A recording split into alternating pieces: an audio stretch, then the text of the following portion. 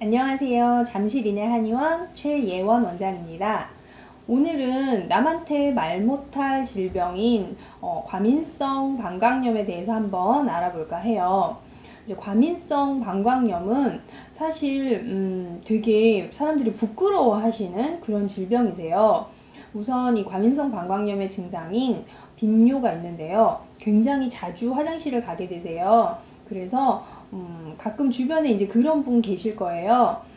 어디를 가자고 하면 우선 잠깐 나 화장실 갔다 올게 하고 갔다 오시고, 영화관 들어가기 전, 후 꼭꼭 화장실 갔다 오시고, 그 다음에 어디 먼 거리를 갈 때 거의 뭐 1시간 반이나 2시간마다 한 번씩 휴게소에 들려서서 꼭꼭 화장실 챙기시고, 이런 분들이 있으시잖아요. 그러면 이분들은 약간 과민성 방광염의 증세가 좀 있는 게 아닌가 살짝 의심해 보셔야 돼요.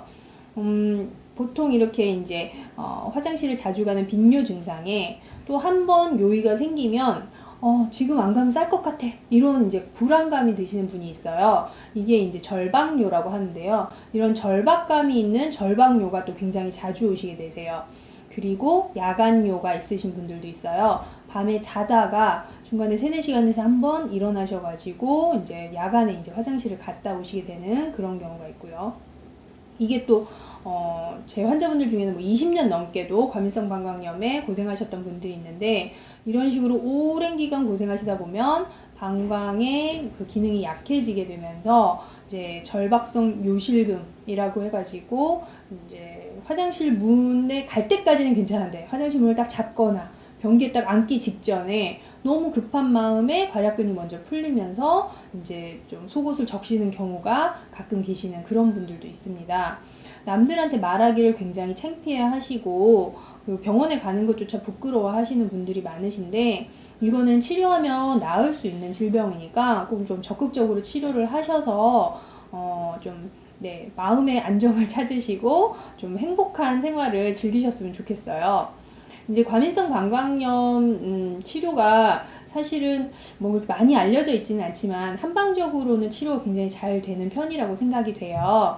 우선 이제 한약을 좀 복용을 주로 하게 되는데요.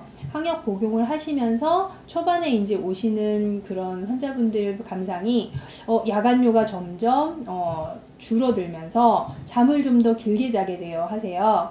보통 심각하신 분들의 경우는 야간뇨를 2-3시간에 한 번 가시기도 하고, 어떤 분들은 뭐 4시간 정도에 한 번씩 가시기도 하는데, 사실 방광은 한 4시간 정도 소변을 차면 이제 꽉 차서 뇌로 요의를 보내기 때문에 밤에 잠을 잘 때는 사실은 4시간보다 더 많이 자지만 중간에 깨서 화장실을 가지 않는 게 정상이잖아요.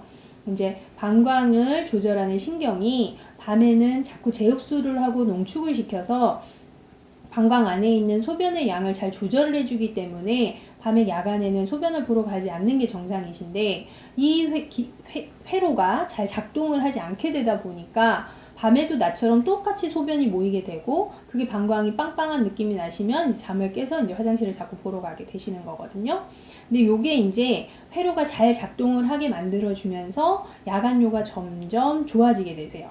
야간에 잠을 잘 푹 주무시게 되니까 낮에도 훨씬 더 컨디션이 좋아지게 되시고, 낮에도 이제 그 다음 단계로는 낮에도 점점 이제 빈뇨 증상이 뭐 심한 경우는 뭐 14-15번, 뭐 30번도 가시고 30분마다 한 번씩도 가시고 1시간마다 한 번씩도 가시는데, 이런 것들이 점점 1시간 가시던 분들이 1시간 반, 2시간 이런 식으로 차차 방광이 좀 버티는 힘이 늘어남에 따라서 좋아지게 됩니다.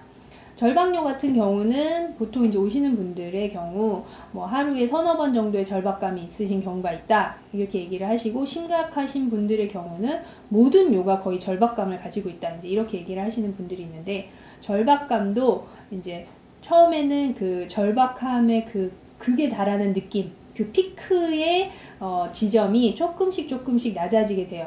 절박하지만 참을 수 있어, 이제 이런 정도까지 이제 낮아지게 되고, 그러다가 또 절박한 횟수 자체도 점점 줄어들게 됩니다. 이런 식으로 차근차근 치료를 진행을 하게 되고요. 보통 이제 뭐 발병한 지 뭐 1년 이내에 과민성 방광이라면 3개월 정도 치료하시면 많이 좋아지시고요. 그 다음에 그보다 더 오래된 거라면은 기간이 점점 늘어나게 된다고 생각하시면 될 것 같아요. 그리고 이 과민성 방광염의 특징이 사실은 검사를 했을 때 방광염, 그러니까 염증이라는 건 안에 뭐 균이라던가 원인이 있어야 되잖아요. 방광 검사를 하면 너무 깨끗하세요. 근데 아무런 것도 없는데 이제 막 자주 가고 밤에 가고 이러니까 이제 걱정이 되시는데요. 과민성 방광염은 정신적인 스트레스에 따라서, 예를 들어서 모르는 사람과 같은 자리에 있다, 또는 조금 있다 영화관에 가야 되거나 연주회장에 들어가야 돼, 이렇게 되면 갑자기 방광이 막 소변이 막 보고 싶어지면서 요의가 막 생기시게 되거든요.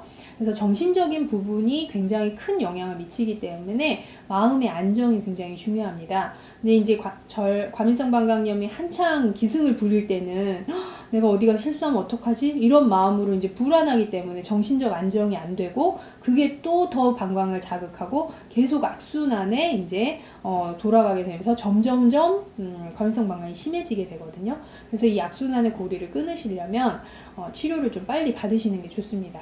치료 잘 되니까요, 용기를 가지시고 치료에 좀 도전하시기 바랍니다. 인해한의원의 한방적인 과민성 방광의 치료는요, 우선은 한약 치료가 있고, 그 다음에 한약 치료에는 방광을 좀 튼튼하게 해주는 약, 방광을 잘 소변을 잘 농축시키게 해주는 약, 뭐 이런 것들이 같이 들어가 있고, 방광과 자궁, 하복부 전체를 따뜻하게 해주고 순환을 좋게 하는 그런 약재가 또 들어있고요. 그 다음에 이제 침구 치료를 하게 됩니다. 하복부를 따뜻하게 해주는 뜸 치료, 그 다음에 복부를 따뜻하게 이제 해주는 온열 마사지 치료, 그 다음에 그 다리 쪽에 이제 순환, 어차피 소변이 이제 몸 안에 물을 담당하는, 순환을 담당하는 거기 때문에 그 하부의 수분 순환 치료를 또 하시게 됩니다.